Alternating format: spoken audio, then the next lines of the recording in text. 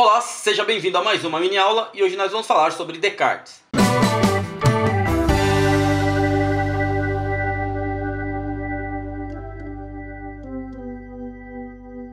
Neste vídeo nós vamos tratar os seguintes temas. Primeiro nós vamos começar falando sobre o método cartesiano, também sobre o argumento do sonho, penso logo existo, os três tipos de ideias e por fim a existência de Deus. Descartes ele é tratado como o pai da filosofia moderna por considerar as pessoas como seres racionais. Dedicou sua vida a construir um conjunto de regras que diz ele ser a prova de erros. Suas principais obras na área de filosofia são Discurso sobre o Método, Meditações Metafísicas, Princípios de Filosofia e As Paixões da Alma. Vamos falar então sobre o método cartesiano. O método cartesiano ele pode ser dividido em 4 etapas: evidência, divisão, ordem e enumeração. Descartes ele acredita que o homem é carregado por conceitos de 3 naturezas: sentimentos, fenômenos naturais e pensamentos. Todas essas informações devem ser passadas por aquilo que ele chama de funil da dúvida, e somente as ideias indubitáveis, ou seja, que não podem ser duvidadas, poderão ser consideradas. Já aquelas que possuem somente aparência, mas são sujeitas às dúvidas, quando eu falo de dúvida, eu falo dúvida da existência mesmo, essas ideias são descartadas. Depois disso, aquelas ideias que passam pela primeira parte do funil da dúvida, ela vai pela segunda parte, que é a divisão. Na divisão, cabe selecionar as ideias indubitáveis e dividi-las em quantas partes forem necessárias, analisando cada uma separadamente.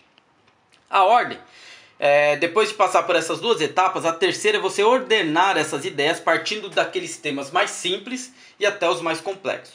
Em enumeração, você enumera a lista de temas e revisa minuciosamente. O argumento do sonho. Descartes ele coloca em prova o conceito usual de realidade, utilizando o sonho como argumento.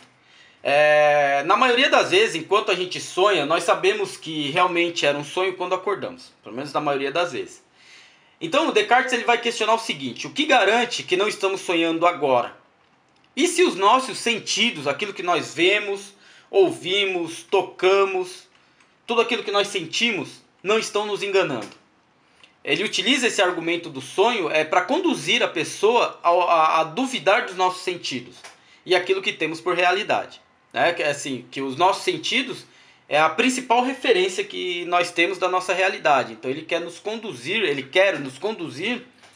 a repensar esse conceito usual da realidade. Penso logo existo. Ao aplicar seu método, ele percebe que todas as teorias científicas acabam sendo refutadas e substituídas por outras. Descartes passou a duvidar de tudo o que rodeava, inclusive a sua própria existência. Ele percebeu que ao duvidar de todas as coisas, ele fazia algo que era indubitável: o pensar.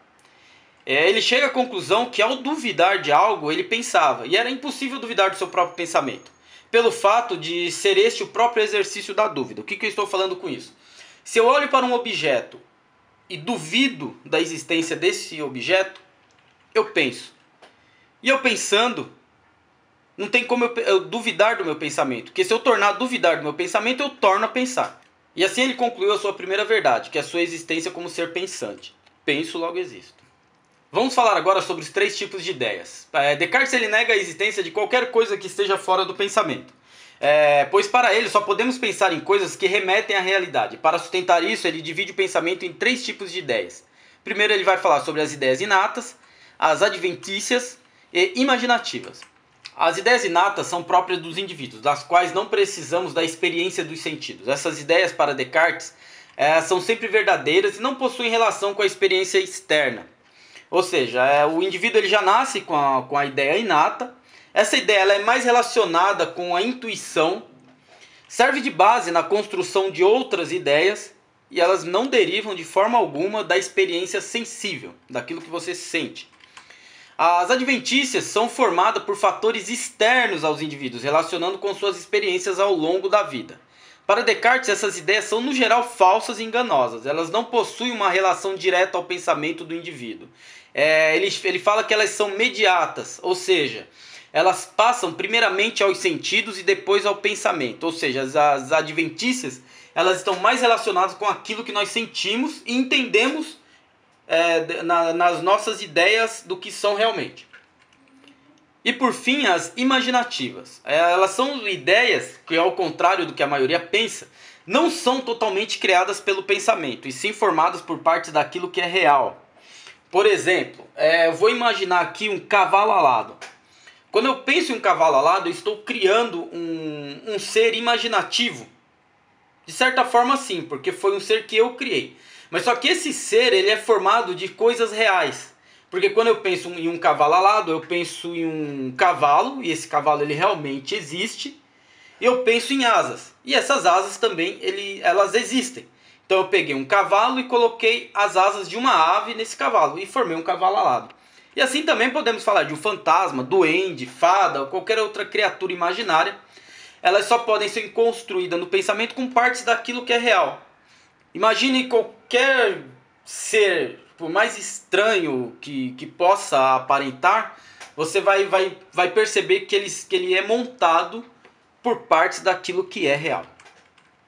Vamos falar agora sobre a existência de Deus. Para Descartes, só podemos imaginar coisas que nos remetem ao real, assim como expliquei quase agora. Por isso, provar a existência de Deus é a única forma de garantir a existência fora do pensamento. O primeiro fator que garante a existência de Deus são as ideias inatas, que por princípio nos dão a ideia do infinito e da perfeição. Ou seja, se conseguirmos pensar em algo infinito e se conseguirmos pensar em algo que é perfeito, este de alguma forma existe. Espero ter te ajudado, espero que tenha gostado. Não se esqueça de se inscrever no canal, dá um like, dá um joinha, isso ajuda a divulgar bastante e valoriza o meu trabalho. Também o pessoal tem pedido bastante o material escrito dos vídeos, então eu estou montando ainda esse blog, já tem alguma coisa lá, inclusive o material deste vídeo já vai ser postado, é só clicar nessa caixinha do lado aqui para ter acesso ao material escrito. Também vou deixar algumas indicações de vídeos, a primeira delas é sobre o que é dialética, tem um mini curso sobre o Nietzsche, tem um mini curso sobre o Nietzsche, que é bem interessante, você vai gostar de ver, um vídeo sobre Platão e Thomas Hobbes. Um forte abraço e tchau!